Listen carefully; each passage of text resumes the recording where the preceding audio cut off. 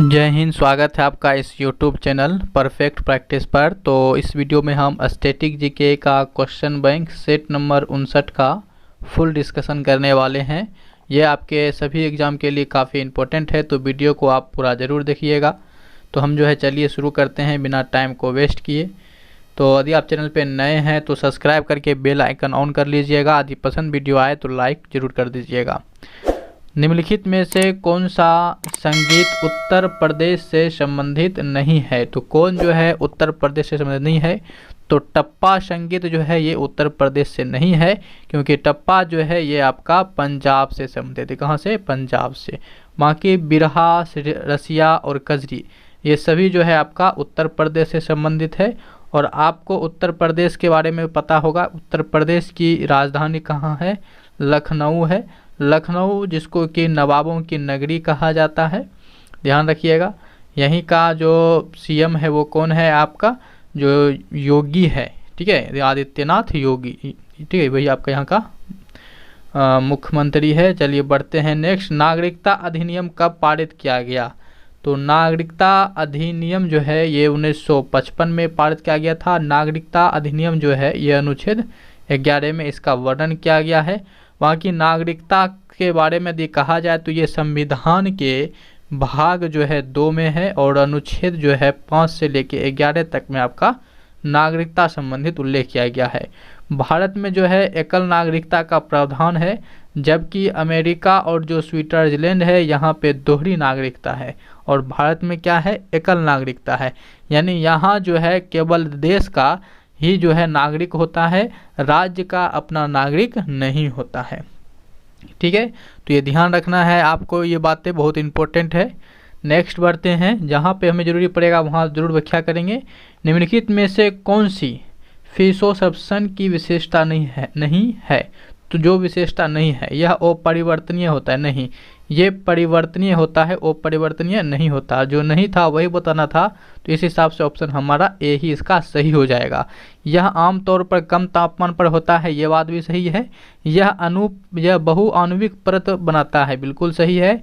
इसके लिए सक्रियण ऊर्जा यानी कि एक्टिवेशन एनर्जी की आवश्यकता नहीं होती है, बिल्कुल भी नहीं होती है।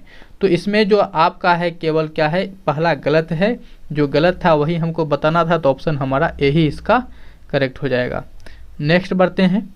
नेक्स्ट आपके पास क्या है कि सीधी सड़क पर चलती कार डैश गति का एक उदाहरण है। तो सीधी गति पे जो चलती कार है वो यदि सीधी सड़क पे चल रही है तो वो क्या होगा? सरल रेखीय गति हो जाएगा। ऑप्शन हमारा सी इसका हो जाएगा, क्योंकि सीधी रेखा पे चल रहा है तो सरल रेखा गति होगा। नेक्स्ट क्या है कि किसी अर्थव्यवस्था के वित्तीय संसाधन को डैश द्वारा नहीं जुटाया जा सकता है। तो वित्तीय संसाधन को आप मुद्रास्फीति के द्वारा नहीं जुटाया जा सकता है, तो मुद्रास्फीति इसका सही आंसर हो जाएगा। निम्नलिखित में से कौन सा ब्रायोफाइटा का उदाहरण नहीं है? तो ब्रायोफाइटा का उदाहरण कौन नहीं है? तो पहले तो आपको पता होना चाहिए कि ब्रायोफाइटा कौन होता है। तो देखिए, ब्रायोफाइटा की जहाँ तक बात रहा, तो ये ब्रायोफाइटा आपका स्थल और जो जल है ये दोनों जगह पे उगते हैं। इसीलिए इसको क्या कहा जाता है? पादप जगत का इसको उभयचर कहा जाता है। क्या कहा जाता है? पादप जगत का उभयचर कहते हैं। इसमें जो प्रजनन होता है वो जेमा के द्वारा होता है, और पृथ्वी पर उगने वाला पहला यदि कोई पादप था तो वो ये आपका फुलेनेरिया था। इसी को मॉस कहते हैं, या फिर इसी को आप काई कहते हैं। क्या कहते हैं? काई, ठीक है। तो यही था जो कि ब्रायोफाइटा के अंतर्गत आता है। तो ये फुलेनेरिया आपका पहला था, जो कि पृथ्वी पर उगने वाला पहला पादप कौन था? फुलेनेरिया। ये देखिए, ब्रायोफाइटा की विशेषता जो होता है, ठीक है ना, ब्रायोफाइटा में जो होता है आपका जो स्फेगनम है, तो स्फेगनम को ब्रायोफाइटा में रखते हैं। इसमें इतनी क्षमता होता है कि ये अपने भार का 17 गुना से भी अधिक पानी को सोख सकता है। 17 अपने जितना भार है उससे 17 गुना अधिक भी ये पानी को सोख सकता है। कौन? जो ब्रायोफाइटा के अंदर आते हैं। तो इसमें जो आपका फ्लेनेरिया हो गया, या मार्कोसिया हो गया, रिकेसिया हो गया, और भी कई सारे आते हैं इसके अंदर। जैसे कि आपका एक होता है लिवरवर्ट होता है, हर्नवर्ट होता है, स्फेगनम होता है। तो ये सब जो है आपका ब्रायोफाइटा के अंतर्गत आता है। तो कौन नहीं आता है? कारा जो है ब्रायोफाइटा के अंतर्गत नहीं आता है। तो उम्मीद करता हूँ कि ब्रायोफाइटा से जितने भी तरह के क्वेश्चन या जितने भी तरह के इसके बारे में जानकारी था वो आपको मिल गया होगा, आपको अच्छा लगा होगा। तो अभी तक लाइक नहीं किए हैं तो लाइक कर दीजिए। किसने महाबलीपुरम के भव्य रथ गुफा मंदिर का निर्माण कराया था? तो महाबलीपुरम के भव्य रथ गुफा मंदिर का निर्माण जो है ये नरसिंह के द्वारा कराया गया था। किसके द्वारा? नरसिंह के द्वारा कराया गया था। बाल गंगाधर तिलक द्वारा होम रूल लीग शुरू किया गया था। तो बाल गंगाधर तिलक के द्वारा जो है 1916 में होम रूल लीग की स्थापना किया गया था। बाल गंगाधर तिलक को जो है लोकमान्य के नाम से जानते हैं। किस नाम से? लोकमान्य। एक होता है लोकनायक जो कि जेपी को कहते हैं, यानी कि जयप्रकाश नारायण को लोकनायक कहा जाता है, जबकि लोकमान्य बाल गंगाधर तिलक को कहा जाता है। और ये वाला विश्लेषण हम आपको कई बार बता चुके हैं। भारत के संविधान में मूलतः कितने अनुच्छेद थे? तो भारत के मूल संविधान में जो है मूल रूप से 395 अनुच्छेद थे। और यदि आपसे भाग पूछ लेता है तो कुल 22 भाग हो जाएगा। परमवीर चक्र से सम्मानित होने वाले पहले भारतीय वायुसेना के, ध्यान रखिएगा, वायुसेना के एकमात्र अधिकारी कौन है? तो परमवीर चक्र से सम्मानित होने वाले पहले वायुसेना अधिकारी जो है वो निर्मलजीत सिंह सेखो है। निर्मलजीत सिंह सेखो। परमवीर चक्र की बात किया जाए तो ये भारत का सर्वोच्च जो है वीरता पुरस्कार है, एकदम सर्वोच्च वीरता पुरस्कार है। साथ ही जो है इसकी शुरुआत जो है 1947 से हुआ था। और इसके बाद पहला नंबर पे आप वीरता जो पुरस्कार में जो है पहला नंबर पे आता है आपका परमवीर चक्र, दूसरा आता है आपका महावीर चक्र, फिर आता है वीर चक्र, उसके बाद अशोक चक्र और फिर आपका कीर्ति चक्र आता है। तो इस तरह से आपका वीरता पुरस्कार है जिसकी शुरुआत जो है 1947 में हुआ। ठीक है, तो नेक्स्ट बढ़ते हैं क्वेश्चन नंबर 11 की तरफ। और ये आपको पता है कि सेट नंबर 59 है। ओलंपिक स्वर्ण पदक के साथ कितने ग्रैंड स्लैम टूर्नामेंट जीतने वाले खिलाड़ियों को गोल्डन स्लैम से पुरस्कृत किया गया? तो गोल्डन स्लैम से पुरस्कृत कितने खिलाड़ियों को किया गया था? तो ये 4 खिलाड़ियों को किया गया था। ग्रैंड स्लैम टूर्नामेंट भी जो होता है ये 4 प्रकार का होता है। अफवाह करके इसको हम याद रखते हैं, अफवाह, यानी कि Australian grand slam tournament, French Wimbledon और अमेरिकन ग्रैंड स्लैम टूर्नामेंट, ये जो होता है 4 होता है। इस बारे में जो है हम कई सारे वीडियो में डिस्कशन कर चुके हैं, आप देखे होंगे तो पता ही होगा। और नेक्स्ट बढ़ते हैं क्वेश्चन नंबर 12 की तरफ। क्या है क्वेश्चन कि देश के शासन में कैप्टन हॉकिंस और सर थॉमस रो ने भारत के दौरा किया था। तो कैप्टन हॉकिंस और थॉमस रो जो थे ये जहांगीर के शासनकाल के दौरान भारत का यात्रा किया था। जहांगीर जिसका कि आपका शासनकाल जो है 1605 ईस्वी से लेके 1627 ईस्वी तक रहा। जहांगीर जो था ये अकबर के पुत्र थे। किसके पुत्र थे? अकबर के पुत्र, यानी ये मुगल शासक का चौथा शासक था, क्योंकि तीसरा खुद कौन थे? अकबर थे। मुगल शासक की स्थापना जो है ये आपके बाबर के द्वारा किया गया था 1526 ईस्वी में, जब इन्होंने पानीपत की प्रथम लड़ाई में जो है इब्राहिम लोदी को हराया था। इस तरह से ध्यान रखेंगे। जहांगीर का दूसरा नाम जो है सलीम है, जबकि अकबर जो है इसको जो है जहांगीर को शेखू बाबा के नाम से इसको बुलाया करते थे। साथ ही आप ध्यान रखिएगा कि जहांगीर की पत्नी कौन थी? तो जहांगीर की पत्नी का नाम था नूरजहां। क्या था? नूरजहां।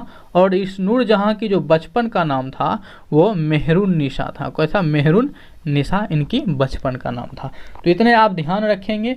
हुमायूं पता है ये दूसरा मुगल शासक रहा जो कि अकबर का पिता था, और अकबर जो थे ये तीसरा थे, और आपका बाबर इनके संस्थापक ही हो गया तो पहला ही होगा, और जहांगीर क्या हो गया? इसका चौथा हो गया। ठीक है, तो ये ध्यान रखेंगे।